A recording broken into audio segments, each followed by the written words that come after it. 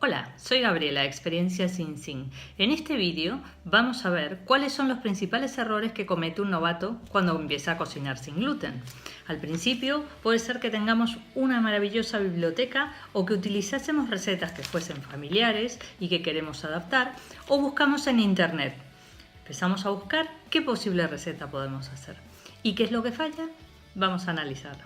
Antes que nada, cuando empezamos una receta tenemos que buscar todos los ingredientes que vamos a utilizar, así nos aseguramos que la receta va a salir bien.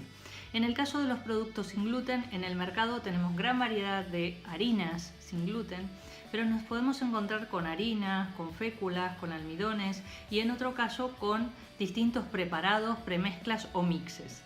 Los mixes van a variar su composición dependiendo de la marca. Entonces, en la receta puede ser que esto nos quede distinto. Entonces, para poder elaborar la receta, necesitamos realizar una mezcla. Todos los ingredientes que utilicemos tienen que estar etiquetados como productos sin gluten. Tal como podemos ver en estos paquetes, depende de la marca cómo indica que no tiene gluten.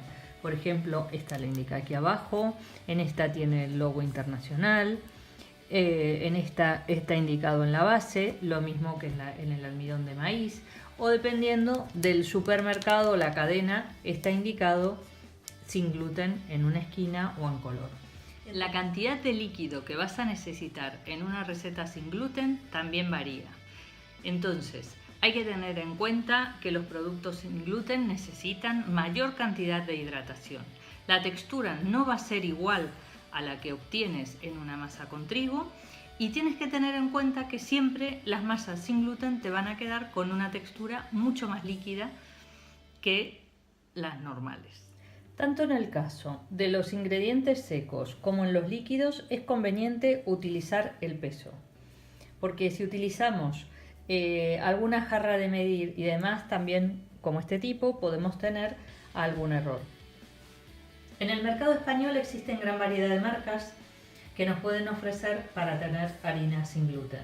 Tenemos que utilizar harinas que sean de arroz, de maíz, podemos utilizar fécula de patata, de tapioca, de mandioca, pero también podemos utilizar otra opción que es mucho más fácil y sencilla, y es utilizar el mix o el preparado que ya nos ofrecen algunas marcas. Entonces, ¿cuál es la solución?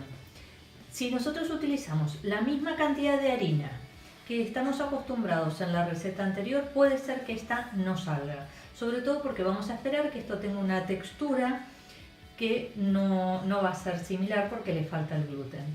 Si elegimos algún mix de alguna marca en particular, la opción podría ser comprobar en su página web distintas recetas o buscar en algún blog cómo se utilizan estas. Con respecto a la receta y a los preparados, hay que tener en cuenta si es una receta para preparar pizzas o panes, podemos utilizar todos aquellos preparados que digan para pan o preparados panificables.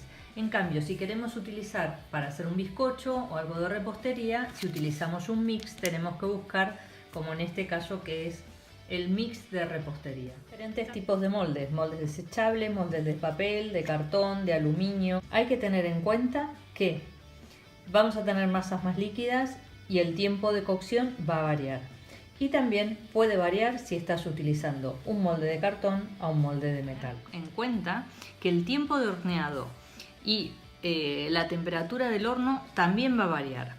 Como tenemos que tenerlo más tiempo, son masas que son más líquidas, entonces hay que tener cuidado con la temperatura del horno. No te desesperes si tu receta sin gluten necesita un poquito más de tiempo. Dale tiempo, pruébala y verás que va a salir bien.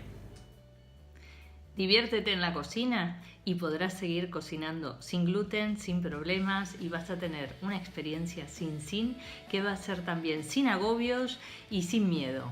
Entonces, te invito a que veas el siguiente vídeo. Si este te ha gustado, dale al like. Gracias.